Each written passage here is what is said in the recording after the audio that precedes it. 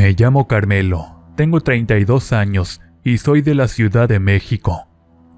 Mi papá siempre fue bien duro conmigo, no de esos que te dicen échale ganas, sino que te sueltan puro reclamo, que era un flojo, que no servía para nada, que nomás estorbaba en la casa. Y pues uno aguanta, pero llega un punto en que te cansas de que te estén pendejeando diario. Por eso me fui. No fue que me corrieran tal cual, pero ya no aguantaba ese desmadre. Conseguí rentar una casita en una colonia medio conflictiva, llena de gente chismosa. Pero la renta era barata, y eso era lo único que me importaba en ese momento. Al principio batallé machín. Trabajé de lo que fuera saliendo, cargador, ayudante, hasta de viene en un estacionamiento. Puro jale pesado y mal pagado, pero pues tenía que sobrevivir. Ya después fue que me metí a lo del microbús, y ahí fue donde más o menos se empezó a acomodar la cosa. No era la gran vida, pero ya sacaba para la renta, para comer y hasta para darme uno que otro gustito. Ahí fue también donde conocí a Zenaida. Empezamos a salir, luego a vernos más seguido, y cuando menos me di cuenta ya estábamos viviendo juntos. Al inicio todo bien. Ya sabes, el querer estar pegados todo el tiempo, el desmadre, pero poco a poco empezó a cambiar la cosa. Zenaida se volvió bien celosa, pero no celosa normal, no de esas que te reclaman tantito. Ella era de estarte revisando el celular, preguntarte con quién hablabas, a dónde ibas, por qué tardabas, todo. Y yo tampoco ayudaba mucho, ¿para qué te miento? Desde joven siempre fui bien ojo alegre, pero cuando me junté con ella sí le bajé un rato. Yo de verdad pensé que ya había encontrado algo bien, algo que valía la pena cuidar. El problema es que ella nunca confió en mí. Llegó un punto donde ya no era suficiente con que yo le dijera dónde estaba. Se empezó a subir conmigo al microbús. Así, literal. Ahí andaba todo el día, sentada en un banquito junto a mí, cobrando el pasaje, viendo quién se subía, quién me hablaba, cómo las miraba. No me soltaba ni tantito. Y mira, al principio sí se sentía chido, como que no estaba solo en el jale, pero con el tiempo se volvió una pesadez. Yo iba manejando, lidiando con el tráfico, con la gente, y aparte sintiendo su mirada todo el tiempo encima. Era cansado y desesperante. Y luego llegábamos a la casa y tampoco había descanso. La casita siempre estaba hecha un desastre. Ropa tirada, trastes sucios, la cama sin tender. Yo llegaba demasiado cansado, con ganas de relajarme, y lo único que encontraba era más estrés. Zenaida se la pasaba todo el día conmigo en la micro, así que en la casa ya no hacía nada. Apenas si cocinaba, y eso cuando se acordaba. Un día ya no aguanté y le dije: «Oye, Zenaida, neta, ¿no crees que deberías quedarte un rato en la casa? Digo, para que la arregles, para que descanses, tú también te ves cansada». Y se me quedó viendo bien feo, de esas miradas que ya sabes que se va a armar. ¿Y dejarte solo? ¿Para que andes de canijo con cualquiera que se suba? No, Carmelo, a mí no me ves la cara. No es eso, Zenaida. Es que, de verdad, está bien pesado andar todo el día así, y luego llegar y ver todo tirado. Pues límpialo tú si tanto te molesta. Me soltó. Yo también estoy trabajando contigo, ¿o no? Yo ya no dije nada, porque con ella cualquier cosa se volvía pleito, pero por dentro ya me estaba hartando. Empecé a pensar en dejarla, a imaginar cómo sería estar otra vez solo, sin que nadie me estuviera vigilando, sin tener que dar explicaciones por todo.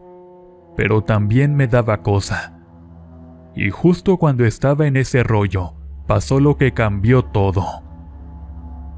Un día en la noche, ya estábamos en el cuarto. Yo estaba tirado viendo la tele, cuando Zenaida se sentó en la orilla de la cama. Se veía seria, como pensativa. Carmelo, tengo que decirte algo. Desde ahí sentí raro, porque no era su tono de siempre. ¿Qué pasó?, le dije. Se quedó callada un momento, como agarrando valor, y luego me soltó. Estoy embarazada. Te juro que en ese momento se me movió todo. Me quedé callado, como si no hubiera entendido bien. ¿Cómo que embarazada? Pues eso, Carmelo, voy a tener un hijo tuyo. No sé cómo explicarlo, pero algo cambió dentro de mí.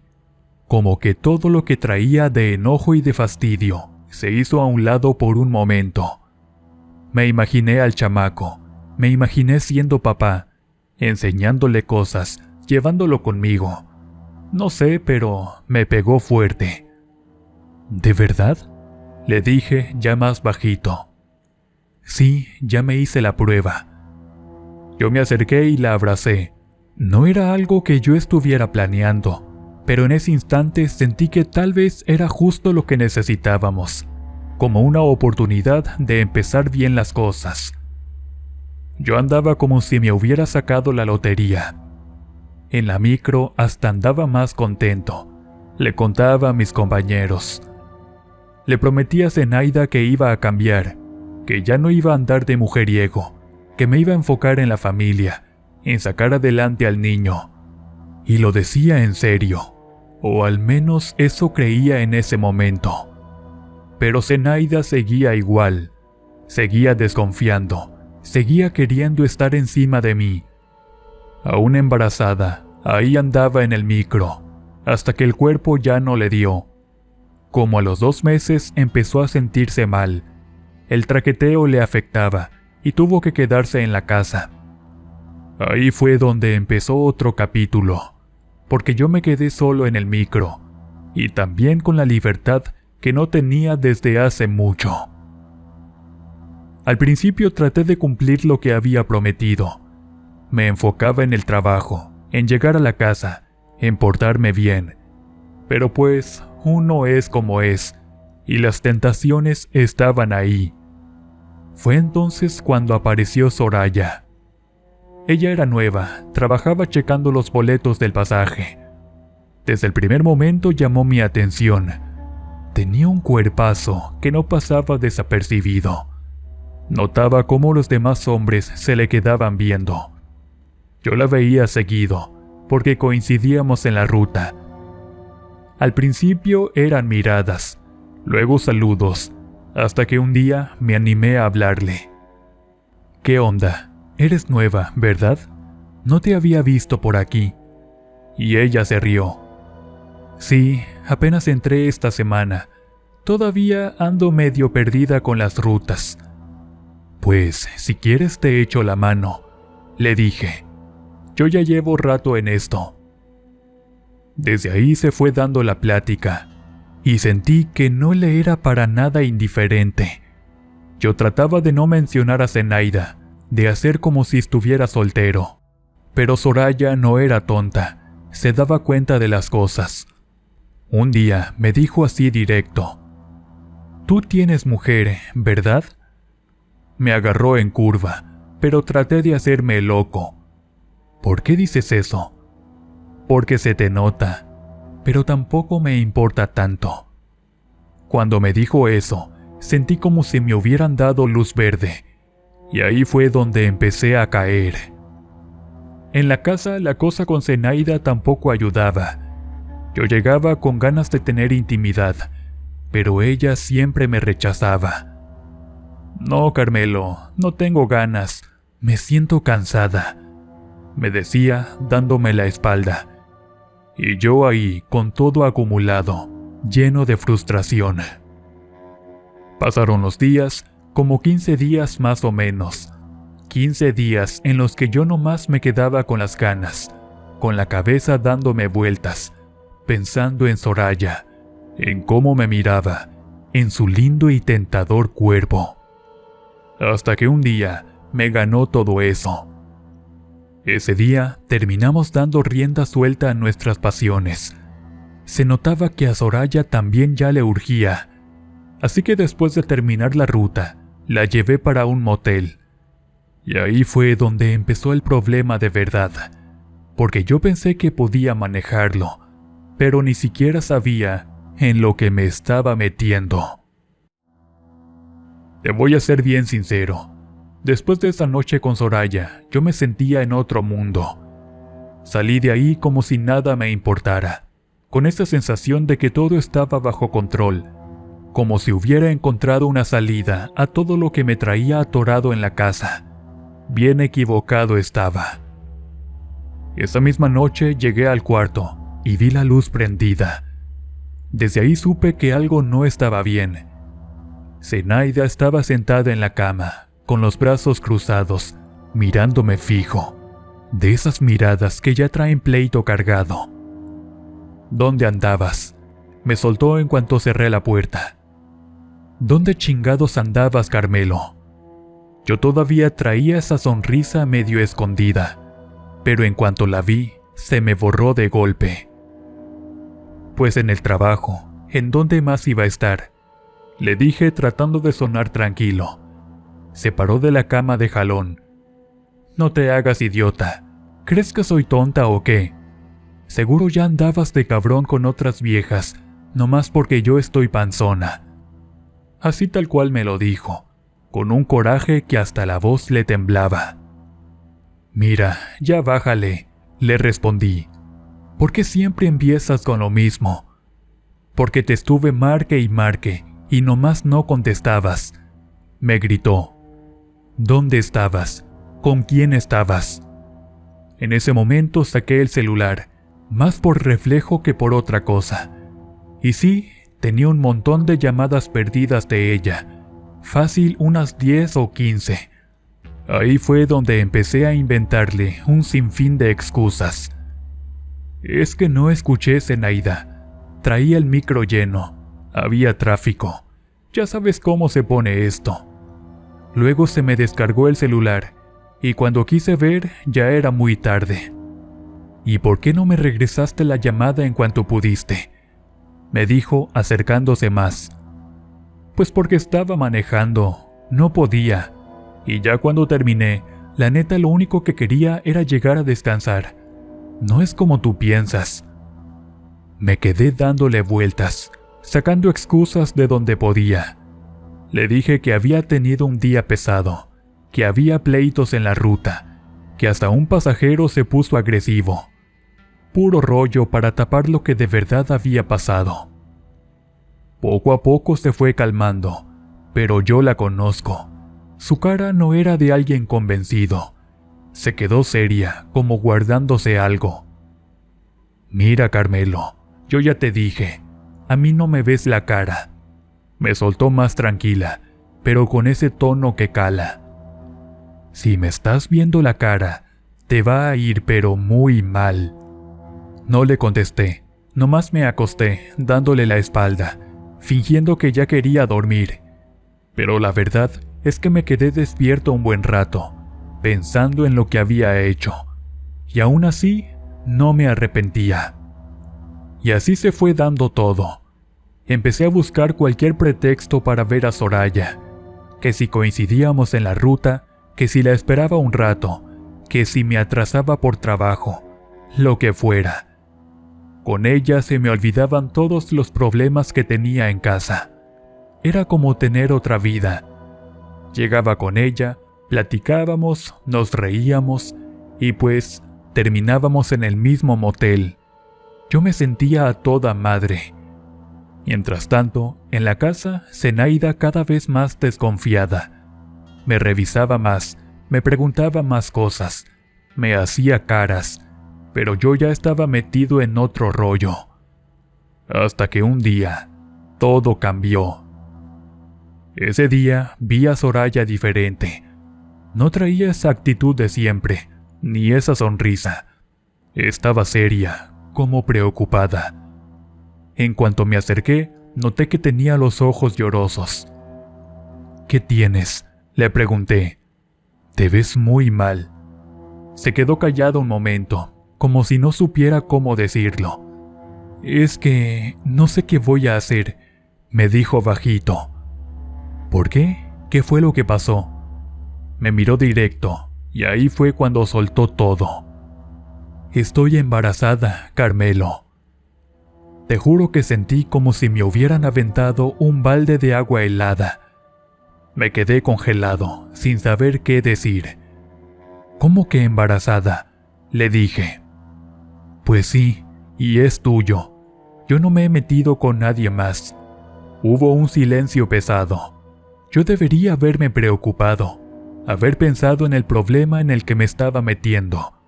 Pero lo primero que sentí fue orgullo. Porque yo tenía esa mentalidad de macho, de esos que se sienten que entre más hijos dejan por ahí regados, más hombres se vuelven.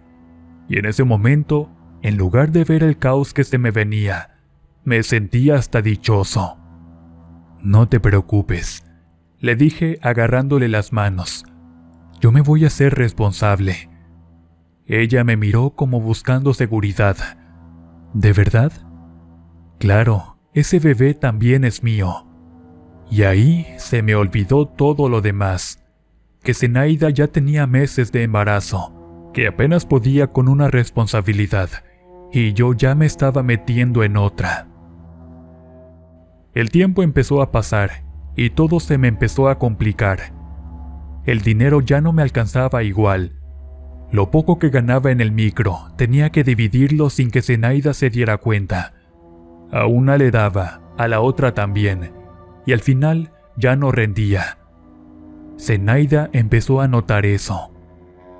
«Oye, Carmelo, ¿qué está pasando con el dinero?», me dijo un día.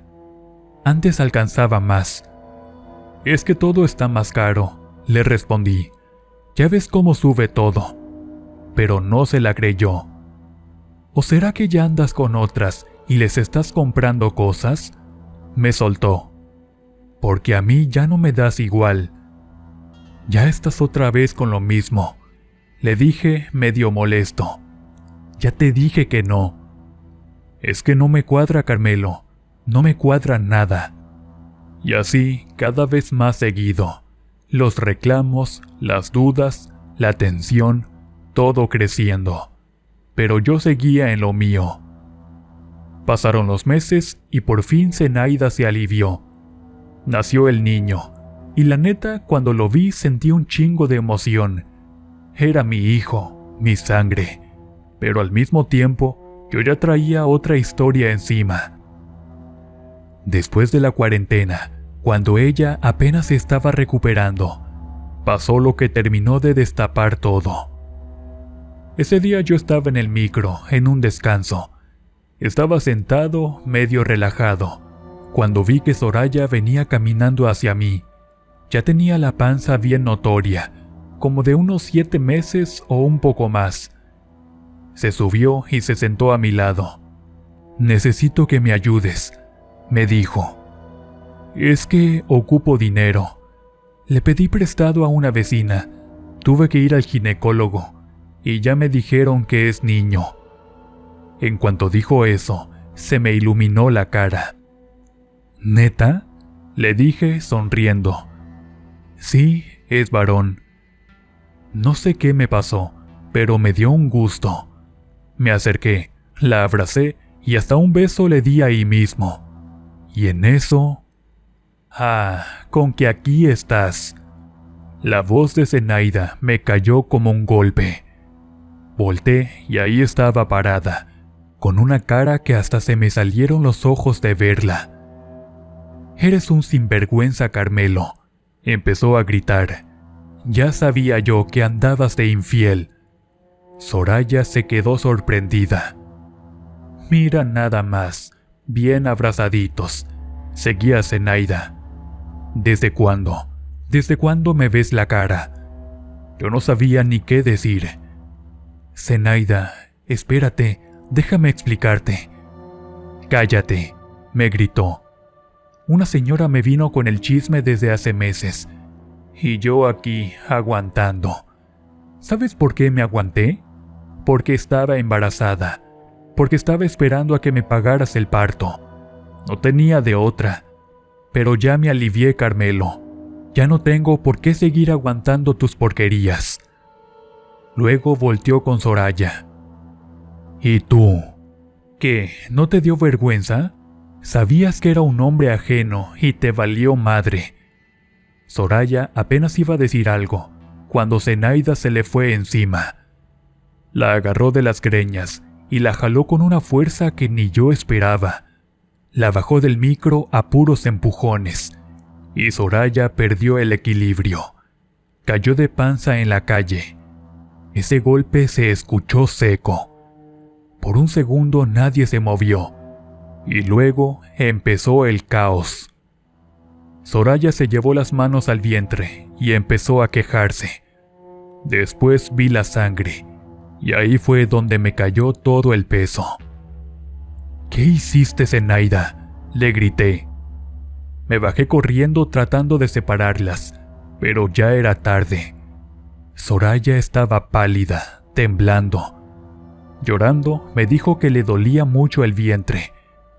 Zenaida también se quedó paralizada al ver la sangre, pero aún así soltó esas palabras que todavía me retumban. ¡Qué bueno! Ojalá ese bebé no se te dé. Ojalá que nazca muerto. Sentí un coraje, una desesperación, pero no había tiempo. «Súbete», le dije a Soraya, ayudándola como pude. «Nos vamos al hospital». La subí al micro y me fui hecho madre, sin importarme nada. Solo quería llegar. Antes de arrancar, Zenaida se acercó y me gritó: «Ni te molestes en regresar, Carmelo. No me busques ni a mí ni a mi hijo. Para mí ya estás muerto». Yo ya no dije nada. Arranqué el micro y me fui directo al hospital, con las manos sudadas, el corazón latiendo a 1000, rezando como nunca en mi vida que ese bebé se lograra y que Soraya también saliera viva. Porque en ese momento entendí que todo se me había salido de las manos. Te juro que esas horas en el hospital se me hicieron eternas. Yo estaba sentado afuera, con la cabeza entre las manos, sintiendo cómo todo lo que había hecho se me estaba cayendo encima. Escuchaba a Soraya adentro gritar, a las enfermeras correr, y yo ahí sin poder hacer nada más que esperar. Después de varias horas, por fin salió un doctor. Traía cara seria, de esas que no sabes si te van a dar una buena o una mala noticia. «¿Usted es el familiar?», me preguntó. «Sí, soy el papá», le dije con la voz toda quebrada. «La mamá está estable, logró salir del parto», me dijo. «El bebé también está con vida, pero nació prematuro». Sentí un pequeño alivio, pero no duró mucho. «¿Y el bebé está bien?», le pregunté. El doctor hizo una pausa, como midiendo las palabras. «Tiene complicaciones. El golpe y el nacimiento adelantado le provocaron hidrocefalia. Vamos a tener que estar monitoreándolo. Va a necesitar cuidados especiales». No entendía bien en ese momento, pero por cómo lo dijo, supe que no era algo sencillo. Cuando por fin pude ver a Soraya, estaba cansada y pálida, pero lo importante es que estaba viva. Y el bebé, chiquito, conectado a tubos, tan frágil que hasta daba miedo tocarlo. Y ahí fue donde todo cambió otra vez, pero para mal. Pasaron los días y yo regresé a la casa esperando encontrar a Zenaida, aunque fuera para enfrentarla, para explicarle toda la situación y ver qué se podía arreglar. Pero cuando abrí la puerta, el cuarto estaba medio vacío. Ya no estaban sus cosas ni las del niño. Nomás había quedado ropa tirada, unas cuantas cosas que no se llevó. La busqué, traté de saber algo, pero nada. Zenaida desapareció como si se la hubiera tragado la tierra. Y así me quedé con Soraya. Con el paso de los días, ella se fue a vivir conmigo. Trajimos al bebé, con todos sus cuidados, sus revisiones. Y ahí empezó otra etapa, una que yo no estaba listo para vivir. El niño requería atención todo el tiempo. Lloraba mucho. Había que estarlo revisando, llevarlo a consultas. Y cada vez que lo veía, no te voy a mentir, me frustraba. Yo quería un hijo sano, fuerte, que pudiera cargar, con el que pudiera jugar. Y en cambio, tenía un bebé que necesitaba cuidados constantes, que no sabías qué iba a pasar con él. Eso me fue desesperando. Soraya también estaba mal. Se le notaba en la cara, en la forma de hablar, en cómo miraba al niño. Pero ella lo vivía diferente. Ella estaba llena de coraje. Todo esto es culpa de esa vieja, me decía un día mientras veía al bebé. Si no me hubiera empujado, mi hijo estaría bien. Ya, Soraya, le decía, fue un accidente. ¿Accidente? Se volteaba a verme. Esa vieja lo hizo con toda la intención. Y quién sabe, a lo mejor hasta me le hizo algo. ¿Cómo que algo? Un trabajo de brujería, me dijo en voz baja. Tú no sabes hasta dónde es capaz de llegar la gente. Yo la veía y no sabía qué pensar. Ya estás diciendo cosas que ni al caso, le respondí. Eso no existe, Soraya. Pero ella no quitaba el dedo del renglón. Tú no sabes, Carmelo, hay gente bien mala. La verdad, yo ya empezaba a hartarme de todo eso. Muchas veces pensé en irme, en dejarla, pero ahí seguía, porque la verdad se me hacía gacho abandonarlos en ese estado. Hasta que un día me salió con algo más. Oye, me dijo, ¿tú conoces a alguien que sepa de eso de brujería? ¿De qué me estás hablando? Quiero llevar al niño con alguien que lo pueda curar, alguien que le quite eso que le hicieron. Me quedé pensando, y me acordé de una señora que un camarada del trabajo me había mencionado. Decía que era buena en lo que hacía, que le sabía toda esa movida de la brujería.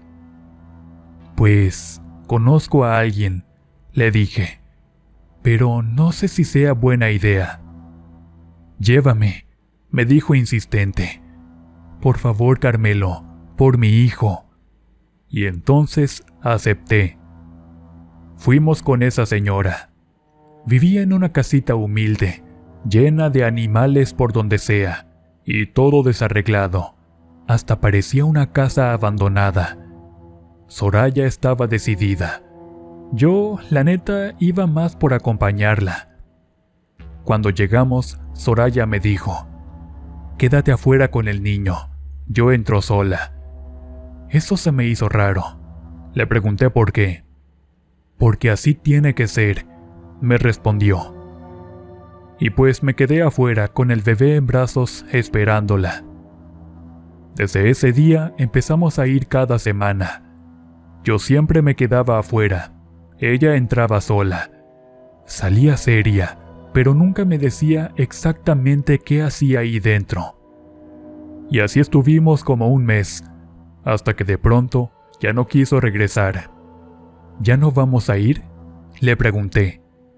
No, ya no hace falta, me respondió. No le di importancia. La verdad, ya estaba cansado de todo eso. Un día, mientras acomodaba unas cosas en la casa, me di cuenta de algo. La ropa vieja que había dejado Zenaida ya no estaba. Oye, Soraya, ¿y la ropa que estaba aquí? La tiré a la basura, me dijo. Ya estaba toda sucia, no servía. Ah, bueno, respondí, y entonces lo dejé pasar. Los años fueron pasando. Yo me fui acostumbrando a esa vida. Me la pasaba trabajando, llegaba a la casa, cuidaba al niño, y así se me iba el día. Pero había algo que nunca se me olvidó: Zenaida y mi otro hijo. Ese niño sí lo quería desde antes que naciera, y siempre me quedé con la espina de no saber de él. A veces me imaginaba cómo estaría, si se parecería a mí, si estaría bien. Intenté buscarlos, pero nunca di con ellos, hasta que un día me llegó una llamada de un número desconocido, así que contesté. Lo primero que escuché fue un llanto. ¿Carmelo? Se me heló la sangre. Esa voz se me hizo conocida. ¿Zenaida? Sí, soy yo. Se escuchaba destrozada. ¿Qué pasó? ¿En dónde estás?, le pregunté desesperado, y lo que me dijo me dejó sin palabras. Supongo que estás muy contento con esa vieja, dijo entre lágrimas. Ya cumplió lo que quería, ¿verdad? ¿Pero de qué me estás hablando? Mi hijo está muerto. Seguramente ya estarán contentos porque les funcionó toda esa brujería que le mandaron a hacer a mi niño. Sentí como si me hubieran arrancado algo por dentro. ¿Qué? ¿Cómo que se murió? ¿Qué estás diciendo, Zenaida? Pero ya no respondió, solo colgó la llamada. Le marqué de regreso una y otra vez, pero nunca contestó. Y ahí supe que algo estaba muy mal. Llegué a la casa hecho una furia. Busqué a Soraya. ¿Pero qué fue lo que hiciste?, le grité. ¿Qué chingados hiciste? ¿De qué me estás hablando?, me respondió haciéndose la que no sabía. No te hagas. ¿Qué hiciste con esa bruja? Yo no hice nada, me dijo. Estás pero si bien loco. Pero ya no le creí. Salí de la casa y fui directo con la señora esa. Cuando llegué, ni saludé. Quiero que me diga la verdad, le dije. ¿Qué hizo Soraya? La mujer me vio tranquila, como si ya supiera para qué iba. Ella no vino a curar a su hijo, me dijo.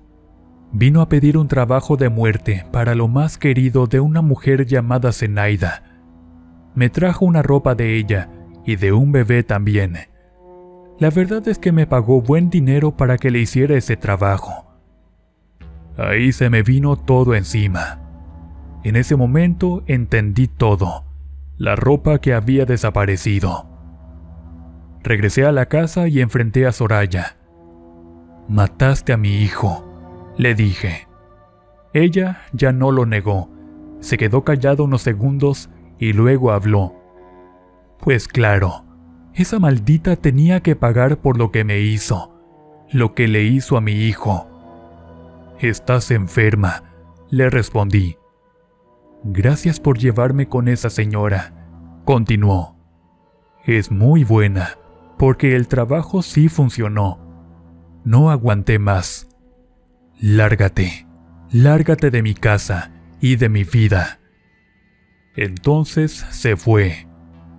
Y aquí estoy ahora, solo, arrepentido de haber llevado a la culpable de la muerte de mi hijo, con esa vieja bruja que ni se tocó el corazón para quitarle la vida a una criatura inocente. Ahora estoy sin mi amada Zenaida, sin mi hijo y sin nada. Y todo por andar de cabrón, por no saber controlarme, por creerme muy hombre. Y al final, lo único que me quedó fue este vacío, y la culpa que ya no se me va a quitar nunca.